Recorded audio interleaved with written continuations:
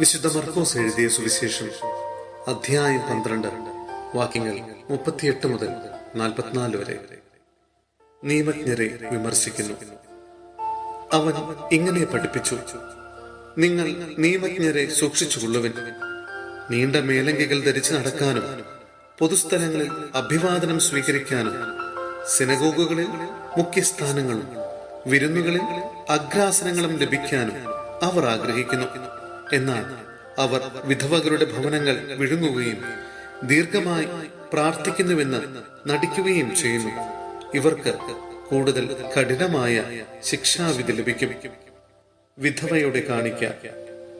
അവൻ ഭണ്ഡാരത്തിന് എതിർവശത്തിരുന്ന് ജനക്കൂട്ടം ഭണ്ഡാരത്തിൽ നാണയത്തൊട്ടുകൾ ഇടുന്നത് ശ്രദ്ധിച്ചു.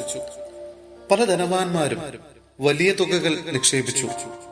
അപ്പോൾ ദരിദ്രയായ ഒരു വിധവ വന്ന് ഏറ്റവും വില കുറഞ്ഞ 2 ചെമ്പു നാണയങ്ങൾ ഇട്ടു. അവൻ ശിഷ്യന്മാരെ അടുത്ത് വിളിച്ചു പറഞ്ഞു: സത്യമായി ഞാൻ നിങ്ങളോട് പറയുന്നു, ഈ ദരിദ്ര വിധവ മറ്റാരെയുംക്കാൾ കൂടുതൽ ഭണ്ഡാരത്തിൽ നിക്ഷേപിച്ചിരിക്കുന്നു. എന്തെന്നാൽ അവരെല്ലാവരും തങ്ങളുടെ സമൃദ്ധിയിൽ നിന്ന് സംഭാവന ചെയ്തു. ഇവളാകട്ടെ തന്റെ ദാരിദ്ര്യത്തിൽ നിന്ന് തനിക്കുണ്ടായിരുന്നതെല്ലാം തന്റെ ഉപജീവനത്തിനുള്ള വക മുഴുവനും നിക്ഷേപിച്ചിരിക്കുന്നു.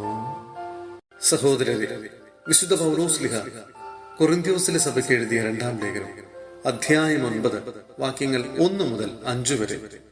വിശുദ്ധർക്കുള്ള ധനശേഖരണം. വിശുദ്ധർക്ക് വേണ്ടിയുള്ള ശുശ്രൂഷയെ പറ്റി ഞാൻ നിങ്ങൾക്ക് എഴുതേണ്ടതില്ല. നിങ്ങളുടെ സന്നദ്ധത എനിക്ക് ബോധ്യമുള്ളതാണ്. കഴിഞ്ഞ വർഷം മുതൽ അക്കായിലുള്ളവർ തയ്യാറായിരിക്കുകയാണെന്ന് മക്കധോനിയക്കാരോട് ഞാൻ പ്രശംസിച്ച് പറയുകയുണ്ടായി.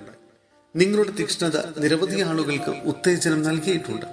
ഇക്കാര്യത്തിൽ നിങ്ങളെക്കുറിച്ചുള്ള ഞങ്ങളുടെ പ്രശംസ നിരർത്ഥകമാകാതിരിക്കാനാണ് സഹോദരന്മാരെ ഞാൻ അയച്ചിരിക്കുന്നത്. ഞാൻ പറഞ്ഞിരുന്നതുപോലെ നിങ്ങൾ തയ്യാറായിരിക്കണം.